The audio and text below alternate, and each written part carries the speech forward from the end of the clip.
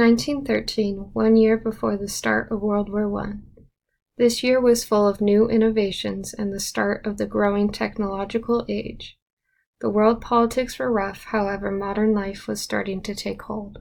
Some of the technological advances created in 1913 were the creation of stainless steel, the definition of the quantum atomic structure, the first moving assembly line at the Ford Motor Company, the invention of the zipper, production of Formica, a heat-resistant composite material, and the reopening of the Grand Central Station after completing renovations. These are just a handful of innovations that swept the world in 1913, bringing the dawn of the modern age. The innovation of mass production of automobiles meant that all movement of materials was simplified, with no crossflow, backtracking, or repetition. Vehicles were pushed out at a much higher rate, making the price lower for everyday people to own an automobile. Cars in the years that followed became more and more stylized. People began to customize their cars as works of art and take them to shows to show off their craftsmanship. This became a part of the American car culture of classic cars that still lives to this day. Along with the changes in the industry, the art world of Europe was about to be introduced to the Americas. The Armory Show, also known as the International Exhibit of Modern Art, was a show organized by the Association of American Painters and Sculptors in 1913.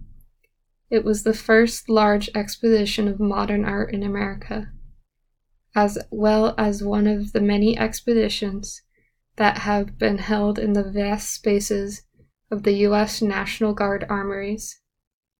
The show included works from some of the most famous artists from around the world.